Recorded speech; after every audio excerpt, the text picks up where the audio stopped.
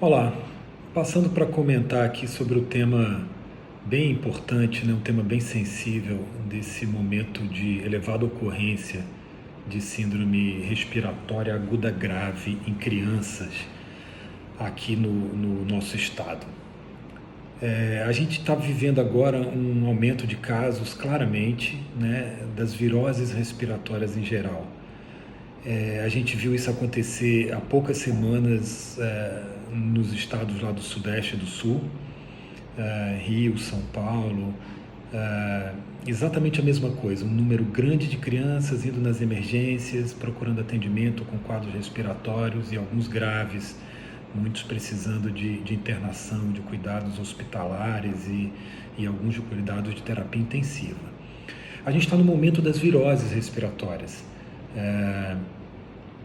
e agravado por um aumento também dos casos de Covid mais recentemente no Brasil todo. Curioso que essas ondas, né, elas têm uma certa previsibilidade. A gente viu acontecer há 2, 3 semanas em São Paulo e era meio questão de tempo até isso acontecer aqui no Acre, aqui em Rio Branco. É o período sazonal da ocorrência dos vírus respiratórios. A gente está no momento em que eles ocorrem realmente no Brasil inteiro.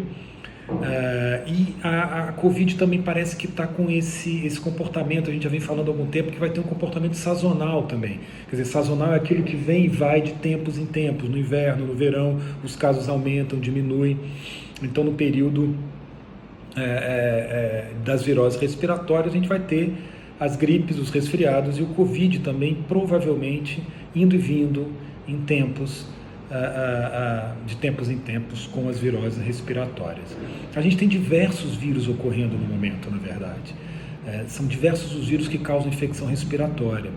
O influenza, que causa gripe, o adenovírus, o rinovírus, o vírus sincial respiratório, um vírus também conhecido da pediatria, conhecido da medicina, que causa muitos quadros de infecção respiratória grave em crianças. Muitos desses casos devem ser vírus sincial respiratório.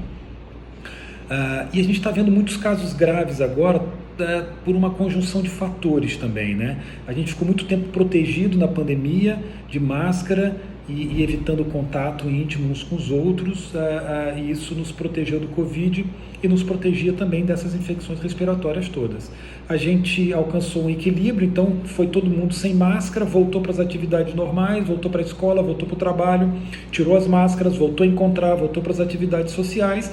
Então a gente teve um rápido aumento dessa transmissão justamente num período em que as viroses respiratórias são comuns.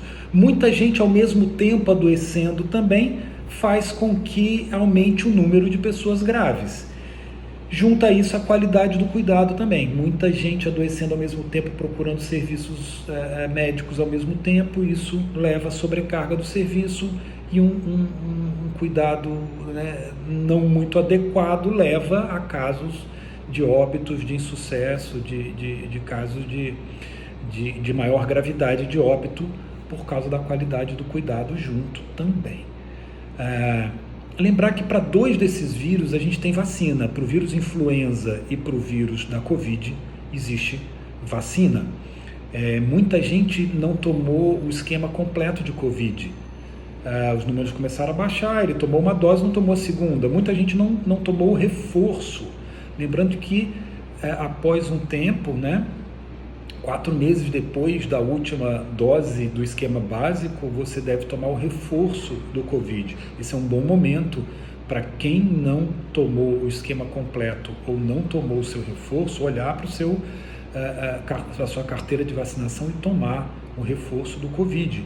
E da gripe, da influenza. A influenza é a vacina da gripe, que existe todo ano. Todo ano a gente vacina os idosos e a gente vacina as crianças pequenas contra a gripe.